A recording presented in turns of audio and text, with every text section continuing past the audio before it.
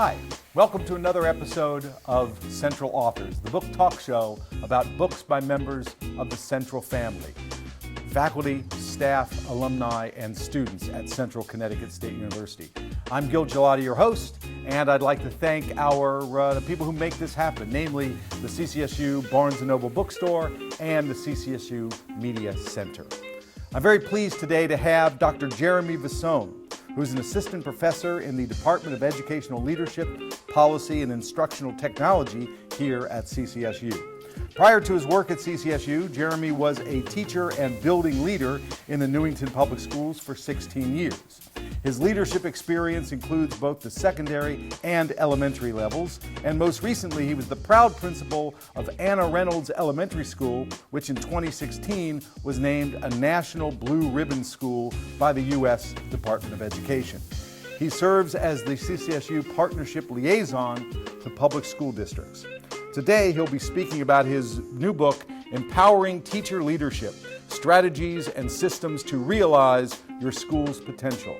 Ladies and gentlemen, Dr. Jeremy Visone. Thanks so much, Dr. Gelati. I appreciate that warm introduction. Thanks so much for hosting this Central Authors session about my book, which you just introduced. Thanks to Anthony and all the Media Center production folks behind the scene, and thanks to the bookstore as well. Gil already introduced me, so just once again, really quickly, Jeremy Visone. I work in the Department of Educational Leadership, Policy, and Instructional Technology, which I like to say is the longest department name in Central and possibly the world. I work in particular on the ed leadership side, where I am helping to prepare future educational leaders for pre-K to 12 public schools here in Connecticut. As Gil said already, I coordinate our internship in educational leadership, and I'm a former principal working as a building leader at both the elementary and secondary levels.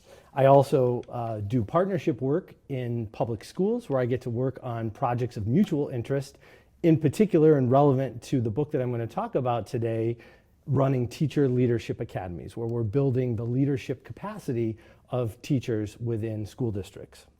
So my book, Empowering Teacher Leadership, Strategies and Systems to Realize Your School's Potential, has been a fun intersection of the different elements of my professional life. First of all, my research about teacher leadership and highly effective U.S. public schools, which I'll talk about in a little bit. My former work as a principal, which we mentioned. My teaching, where I work with future educational leaders, and my partnership work in schools that I mentioned just a minute ago. So why are we talking about teacher leadership anyway? In each school, there is a latent potential waiting to be realized and brought out. Anyone who has worked around formal school leaders can tell you that formal school leaders, like school principals, they cannot do it all. There's just too much leadership that needs to happen in a public school for one or a small group of public school leaders to handle all of that work. Secondly, in research about highly effective countries from a school district standpoint, countries like Finland and Canada and some of the Asian countries that are consistently getting high achieving results for their students, in these countries, teachers have a very different societal role than they do here. Teachers are elevated in these societies, revered, if you will. This is manifested in many ways, including through how well they're paid relative to other professions that require college degrees, how much time they're allotted to collaborate and work with each other, and just as I said before, an ethos about supporting teachers and elevating their work from a societal importance. And so in these countries, particularly, I'll highlight Finland for a minute, teachers are trusted there to make decisions in the best interest of their students, and they are looked to be leaders. So we in the United States can certainly look to these other countries and learn from them about how to elevate teachers as leaders. Secondly, if you look in our country at some of the research that I mentioned before, I do research with U.S. National Blue Ribbon schools. And these schools are selected across the country and honored by the U.S. Department of Education. They are selected by their states for one of two reasons. Either they have overall high achievement, or they have what's called high gap closing achievement. In other words, they may have started in a really depressed and low place in terms of student achievement, but they've made tremendous gains. So these schools are schools that are really doing things very well at a high level right now when they're honored. And these schools don't ever seek out this recognition. Their states actually come to them because of their data being in the top 15% of both English language arts and math achievement. And so then the schools create applications to the program officially. And so I've studied these applications as well as spoken to principals and teacher leaders in these schools to find out about their practices.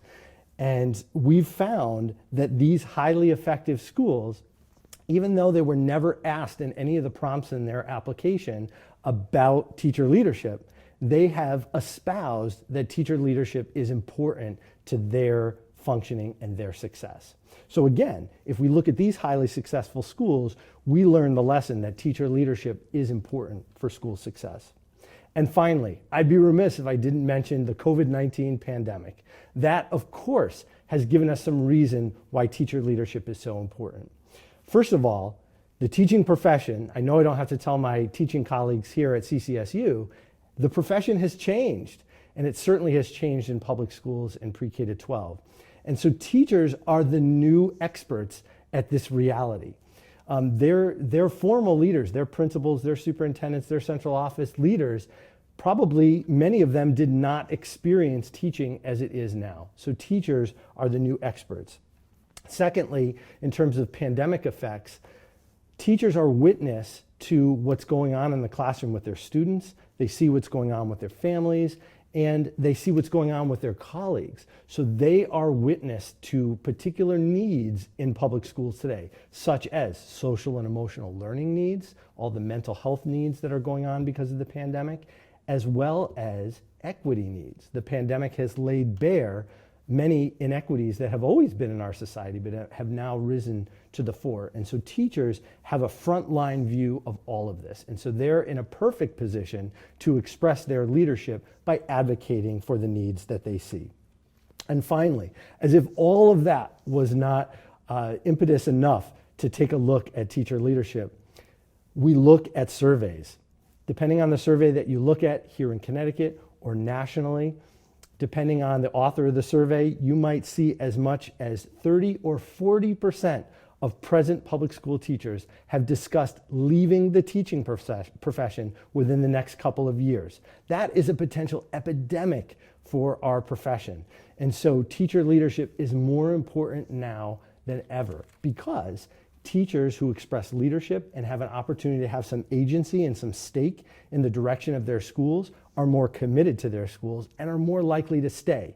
So for all the principals and superintendents out there who are thinking about a potential exodus of teachers, teacher leadership and empowering teacher leadership is a retention strategy. So who's the audience for this book? So first of all, we're talking to teachers. Teachers, I find in my work with them in my classrooms and out in school districts, are a notoriously humble group, to a fault. They often don't feel that the things that they do and what they have to contribute are leadership. So good educational leaders, good principals and other formal leaders help to demystify what teacher leadership is, to help teachers understand that when they are mentoring a colleague, a new colleague, when they're sharing lesson ideas with each other and materials, when they're comforting a colleague who just needs to vent and talk, all of those behaviors, all of those actions are leadership. A second audience is, of course, leaders, because in this book, I'm trying to help formal leaders like principals understand how to create a climate and culture within their schools that supports and empowers their teachers to be leaders. Naturally, another audience for the book would be higher education professionals like me who work with aspiring leaders so that they can then go on and create those supportive cultures. And finally, I hope that public school districts will have leadership teams within their schools that will study this book together so that they can work as the team that I espouse in this book is so important for public schools to see success. This book is based on 3 guiding principles. They are empowerment, collegiality, and risk-taking. And these three central tenets serve as the basis and foundation for everything that comes in the rest of the book's 5 chapters. What do I mean by these 3 terms? Well, empowerment means, much like it sounds, principals and other formal leaders have to give teachers the message that their ideas are important. We're all a team, and we are much better when everybody is contributing, and all teachers have good ideas and the ability to contribute to the leadership of the school. Collegiality, as it sounds, we need to work together. We need to be a team. We are much stronger than just the sum of our parts when we work together, when we share what we know. And finally, risk-taking. Teachers thrive in an environment where they are allowed to take reasonable instructional risks. They should not be in fear that trying something new that they've done some research about and want to try in the classroom will somehow reflect negatively on their evaluation. So principals and other formal leaders need to create that ethos of risk-taking, or else you'll never get anywhere other than where you are. So I want to take you through a little bit of the organization of the book and just walk you quickly through the book's 5 chapters. The first chapter is all about the relational foundations that underlie empowering teacher leadership. I will tell you that a lot of formal leaders sometimes think that this is a step that can be skipped, that maybe our school already has this under control. And I will tell you, having worked with so many hundreds of students who've come through my classrooms as aspiring leaders who are now formal or informal teacher leaders in their schools, they tell me how many of these relational aspects are missing. The simple art of creating, fostering, and maintaining relationships. I always tell my students, educational leadership is a relationship business. If you're not good at relationships, then you won't be very good as an educational leader. So this is where we start. We talk about things like creating a culture of fun in your building. It's a privilege to work as an educator, to work with children, to work with families, and other creative, talented educators. We need to have fun in our workplace. We need to express appreciation, particularly amongst the teachers and from the formal leaders to the teachers. We can have appreciation in our minds, but it doesn't have the same effect unless we express it. And so that's something that we talk about in this first chapter. I introduce a concept called relationship equity. Every single interaction that we have with another human being, we have the opportunity to affect the relationship that we have with that person. We can build it up by having trusting interactions, smiling and having pleasant conversation. We can also tear it down when we cut people down, when we show them by our body language or by our words that we don't really have time for them or that we don't really want to talk to them. And I know it seems so simple and basic, but this foundation is really important because in a school where we are so interdependent on the actions of others, when we need others to work with us as a team, we need to build relationship equity. And one important facet of this that's really underappreciated is the fact that you need to do many more positive interactions to increase your relationship equity versus just 1 or 2 negative interactions that will bring a relationship right back to ground zero. And then finally in chapter 1, positive messaging. We're a team. Your ideas are important, and of course our 3 foundational principles. Chapter 2 is all about systems. It gets into the logistics. How do we create a system within our school that will empower teacher leadership and provide them opportunities and forums to express their leadership? So the chapter begins with a study of systems thinking, the idea that schools are complex places where if you have a problem or an issue in a school, it's not as simple as a linear solution. I'll fix this and that will change this problem over here and it will be fixed. It's much more complex than that. We need to understand that when you work within a system, doing one thing to one part of the system is going to affect many different parts of the system. And so the beginning part of the chapter walks through some understanding of systems thinking so that schools will be places with more coherence, so that teachers who are working on teams and committees can understand what is their role within that team or committee, and more importantly, how does my actions within that committee affect the larger work of the school? How do our committees and teams articulate with each other? How does the work that I'm doing in the committee get back to my teaching colleagues so that we as a school are functioning as a coherent unit. And so in this chapter, you'll learn how to build a system of teams, how to build a system for communication, and how to build systems for school improvement, which is one of the most important works of any public school. In chapter 3, I introduce something that I believe is a distinguishing feature of this book called the collegial visit. A collegial visit is an opportunity for teachers to learn professionally by watching each other teach. This is a professional learning vehicle, just like a workshop or doing an asynchronous course online. It is not to be thought of as a thing unto itself, but it should be just another opportunity for professional learning. And why? Why do we talk about the power of teachers learning by watching each other teach? Well, if you go back to the research that I was talking about overseas, other countries provide teachers much more time to interact with each other and collaborate than we do here. We schedule our teachers a lot of their day. And as a result, they don't have a lot of opportunity to see even what's happening in the classroom next door. And what a wasted opportunity that is for all those great ideas and that great pedagogy that teachers could be sharing with one another. Secondly, if we look at the standards for professional learning in our profession, they call for professional learning, the most effective professional learning is highly collaborative, it is highly engaging and participative of teachers as opposed to sitting and watching, say, a video like this one, and it is also deeply connected to the daily work of teachers. And collegial visits check off all those boxes. As a matter of fact, the standards for professional learning actually call for teachers to learn from observing each other. If we go back to my research in U.S. National Blue Ribbon schools, these schools also, not necessarily universally, but many of them espouse teachers learning from each other through peer observation as part of their success. And then finally, when you talk to teachers, and I've done research with teachers on this, and you ask them about collegial visits, they will tell you that they enjoy them. They find it to be an authentic, meaningful, and useful form of professional learning. Chapter 4 gets into creating what's called a Teacher Leadership Academy. And I mentioned before that in my partnership work in districts, I lead Teacher Leadership Academies, which are a professional learning community of volunteer teachers from across a district or within a school who come together with facilitators, people like me, maybe from the university level, or people within their school district. When I facilitate these in districts, I work with the central office contact and we co-facilitate the Teacher Leadership Academy.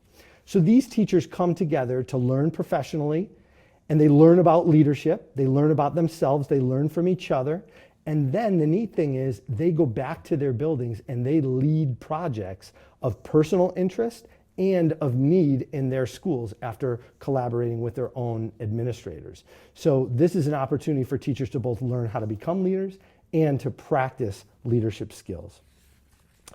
This chapter 4 talks about everything from recruiting a Teacher Leadership Academy to what kind of professional learning should take place within the Professional Learning Academy to how do we celebrate teachers who have gone through a Teacher Leadership Academy. And finally, the last chapter, chapter 5, is about how teacher leaders can express their leadership beyond their schools. Again, in our National Blue Ribbon Schools research, many of the teacher leaders there were actually expressing leadership beyond their school's walls. So I talk in this chapter about ways to do that and give tips and tricks. One of the ways is in public speaking opportunities, whether that's presenting at their Board of Educations, whether that's maybe testifying on an education-related bill in front of their state legislature. And so I provide them with templates and tricks in order to do that in an effective way, because many teachers have never done this before. They're used to teaching their students in front of them, not teaching adults per se. Other forums for them leading beyond the school include writing for publication, presenting at either scholarly or practitioner-based conferences, and writing grants for their schools. And again, tips and tricks are provided for teachers to be able to learn how to do that from the ground up. And then finally, chapter 5 concludes with the ability for an individual or a leadership team to reflect on how the three guiding principles, how they've learned about those three guiding principles and how they plan to apply them in the future. There are a couple of key features of the book that kind of run throughout that I just want to make you aware of. Each chapter starts with a short vignette, a story about a school and how they might be struggling with something. A quick example would be a school where there's team and committee meetings, teachers are in the meetings wondering why they're there, what is our purpose, is my input going to be valued and have any import on what our school does or what decisions are made. And then some of the school systems, teachers find out only by informal happenstance conversations in the halls with colleagues. There is coherence missing. There are systems missing in this school to link those things together so that teams understand why they're there and how their work fits into the larger picture. There's also lots of tools in the book. Maybe it's a list of questions for you to think about when you're examining some of the topics of the book. Maybe it's a worksheet that you might fill out with your team. And many of these tools are provided by the publisher Routledge on the web page for the book. So that's a little bit of a look at empowering teacher leadership. I hope you've enjoyed this talk and learned something. And now I'm going to turn back to Dr. Gelati. Do you have any questions for me? I do. Thank you very much, Dr. Fasone. That was great and very clear. So a lot of people who are watching this show across Connecticut are probably not teachers, right? They might be parents of children who have children in schools and that sort of thing.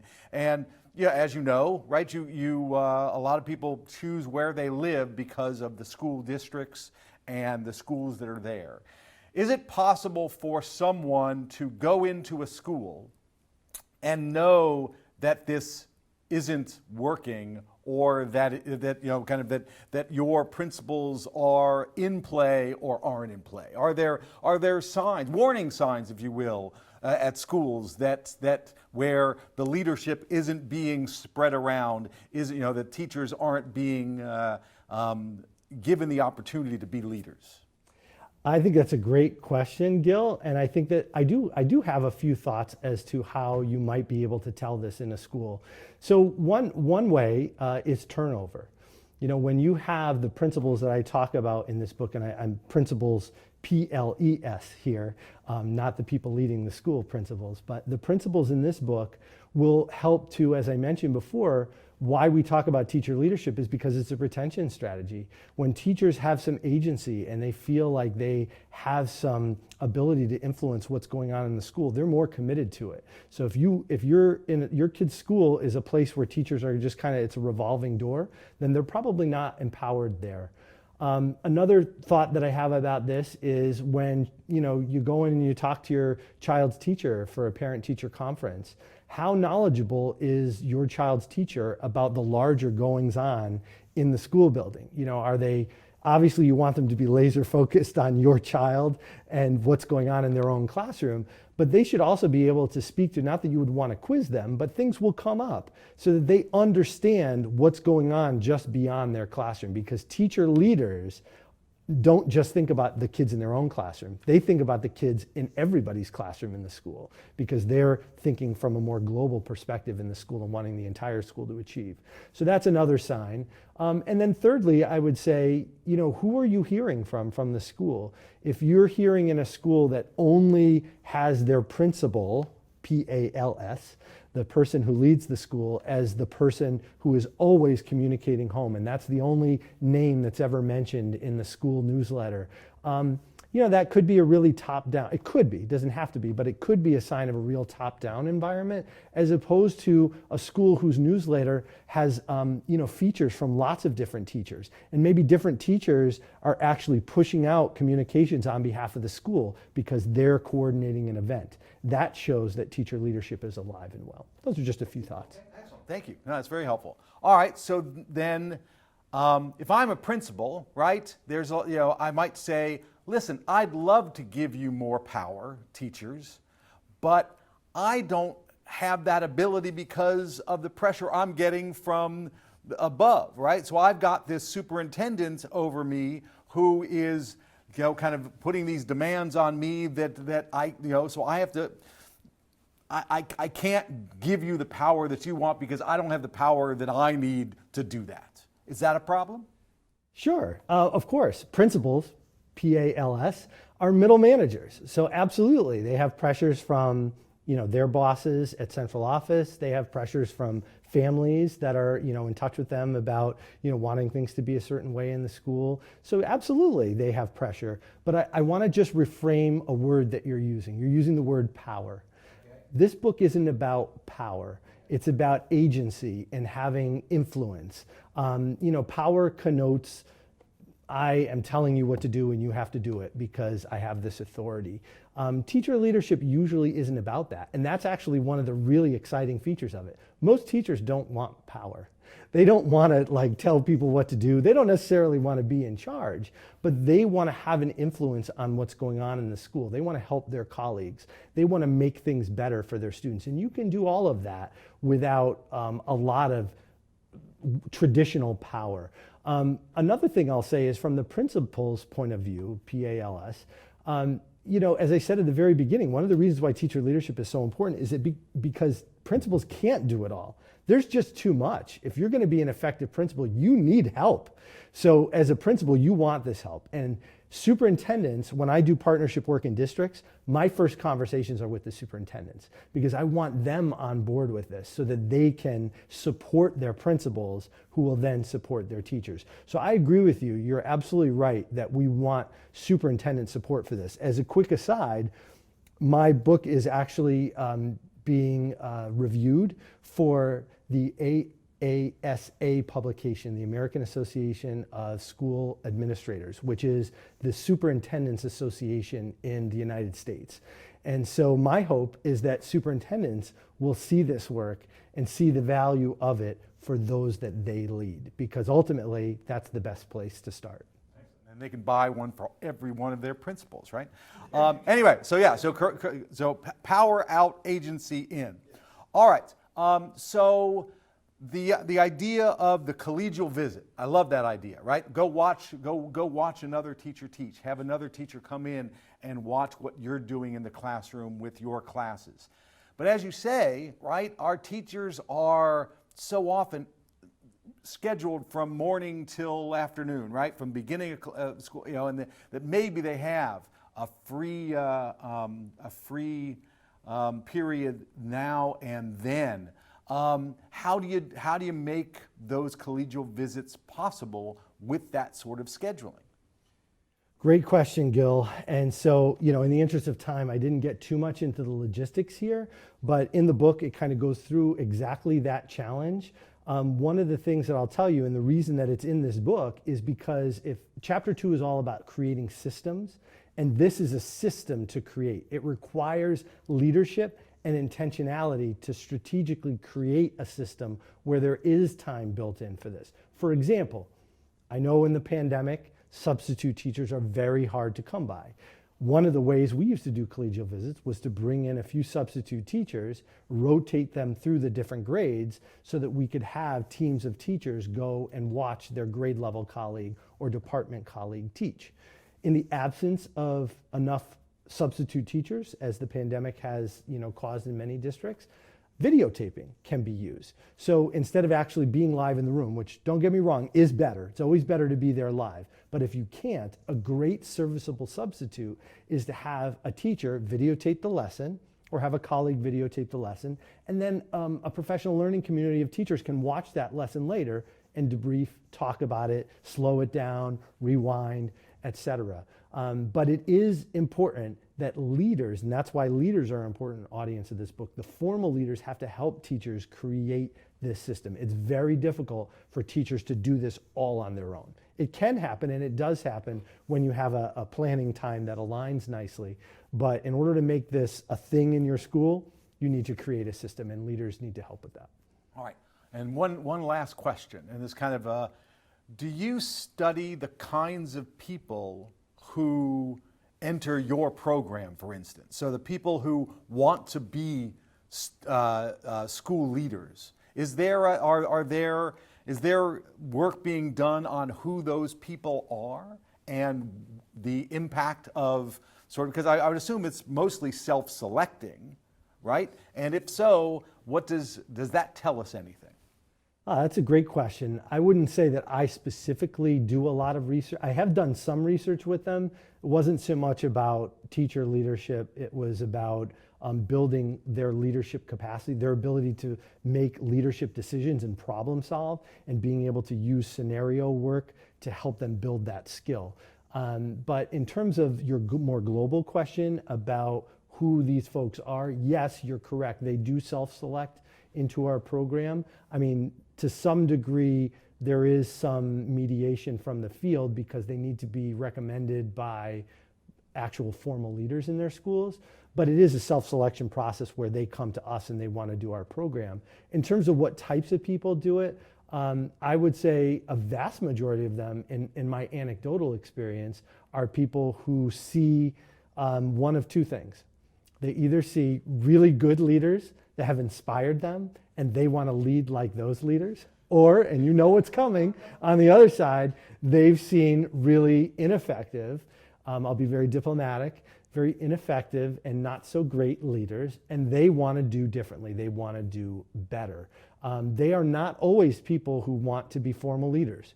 And I will count myself in that group, by the way. I went through our program here at CCSU and not thinking I ever wanted to be a formal leader, let alone a principal. Forget that. And you never know what happens when you go through a program like this. Your eyes are open and your perspectives are widened. So now you see things from different lenses. And then other people will start to see things in you as you start expressing your teacher leadership, and you may just find yourself being asked about a teacher leadership job. But back to your original question, I find our people are motivated to be change agents. And teacher leadership is a great way to do that because there's not a lot of formal leadership jobs in education. Even though they turn over a lot, there's not a lot of them. You know, you have one principal sometimes for 50 teachers. That was the scenario that I had. So there's not a lot of leadership jobs, but there's a lot of leadership that's needed. So we need leaders at every level. Well, thank you very much, Dr. Jeremy Vasone, and he's been talking about empowering teacher leadership, strategies and systems to realize your school's potential. And thank you for joining us here on Central Authors. Until next time, I'm Gil Gelati. Bye-bye. Thanks for watching Central Authors.